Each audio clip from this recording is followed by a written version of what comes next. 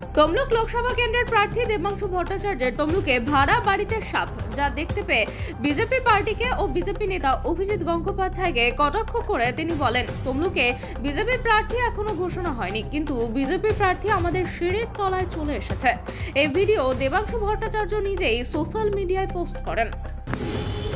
দেখুন, তমলুকে এখনো বিজেপি প্রার্থী ঘোষণা হয়নি, কিন্তু বিজেপি প্রার্থী আমাদের সিঁড়ির তলায় অলরেডি চলে এসেছে।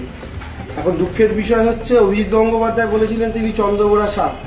এখন একটা সাপ অলরেডি, আমরা যে বাড়িটা ভাড়া নিয়েছি তমলুকে, আমরা যেখানে এসে থাকছি সেখানে অলরেডি আমরা সকালবেলা উঠে সিঁড়ির তলায় দেখি বিজেপি প্রার্থী এসে উপস্থিত। আমি আপনাদের একবার দেখানোর চেষ্টা করব সেই চিত্রটা, আর সেটা আপনারা যদি দেখতে পাবেন। এই দেখুন, দেখা যাচ্ছে তো। এখন সেই জায়গা থেকে দাঁড়িয়ে বিজেপি প্রার্থী তালিকা ঘোষণা হয়নি, কিন্তু আমরা আগেই জেনে গেছিলাম বিজেপি প্রার্থী কে হবে। আজকের দিনে প্রার্থী স্বয়ং তার প্রতিদ্বন্দ্বীর সাথে দেখা করতে চলে এসেছেন।